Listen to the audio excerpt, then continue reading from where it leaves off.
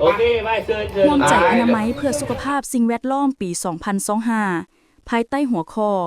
วัยหนุ่มร่วมใจสร้างสิ่งแวดล้อมสีเขียว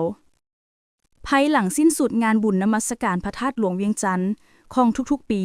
ทางศูนย์การศึกษาและวัฒนธรรมเด็กร่วมกับสหภาพเอโรปประจำลาว จัดกิจกรรมร่วมใจอนามัย เพื่อสุขภาพสิ่งแวดล้อมขึ้น เพื่อนำพาอาสาสมัครชาวหนุ่ม นักศึกษา สร้างขบวนการอนามัย ที่เดินพระธาตุหลวงเวียงจันทน์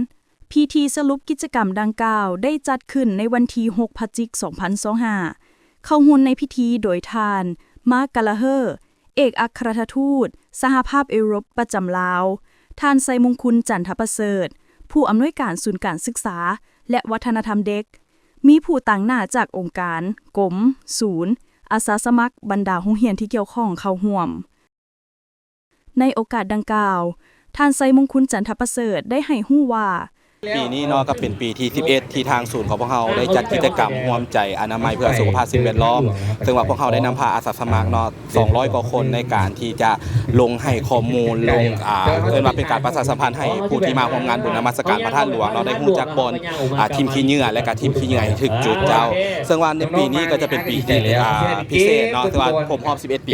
ของการจัดกิจกรรมของพวกเราก็จะมีอาสาสมัครมาเกินคาดเนาะซึ่งว่าพวกเราตั้งเป้าหมายไว้50 คนแต่ว่าสามารถจะ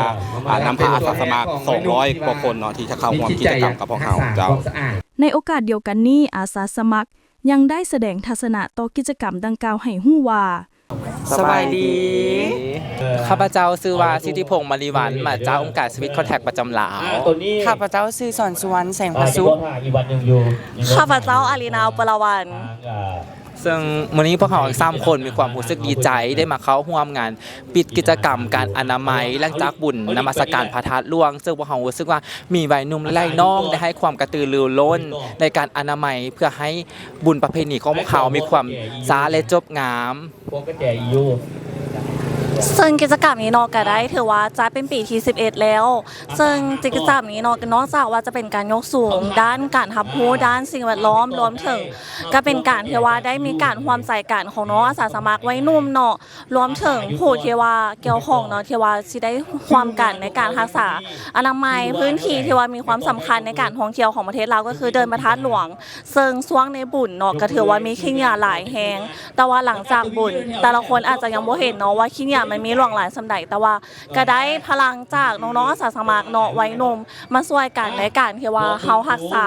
พื้นที่ให้มีความสะอาดสดงามเพื่อที่ว่าจะเป็นหน้าเป็นตาให้แก่ประเทศเริ่มโดยสุดท้ายนี้ต้องขอบใจน้องๆอาสาสมัครเนาะที่สร้างการร่วมมือสีเขียวนี้จากสสวดที่ได้รับการสนับสนุนโดย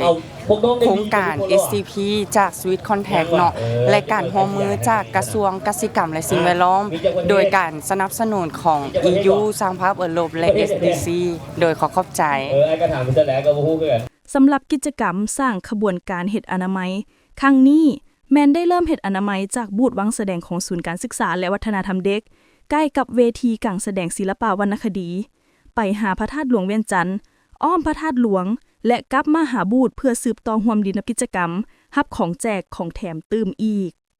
ขอฝากถึงบรรดาหมู่เพื่อนเนาะพ่อแม่ประชาชนเนาะแต่ถ้าว่าได้เข้าร่วมงานใดที่เป็นงานระดับชาติหรือว่าเป็นงานบุญต่างๆเนาะก็ขอให้พากันรักษา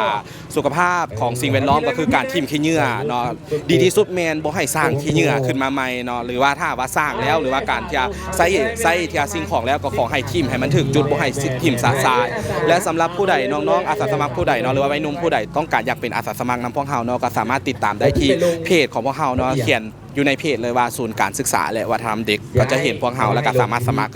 เป็นอาสาสมัครนำพวกเฮาแล้วก็เฮ็ดกิจกรรมของพวกเฮาในแต่ละปีได้เจ้าขอบใจหลายๆ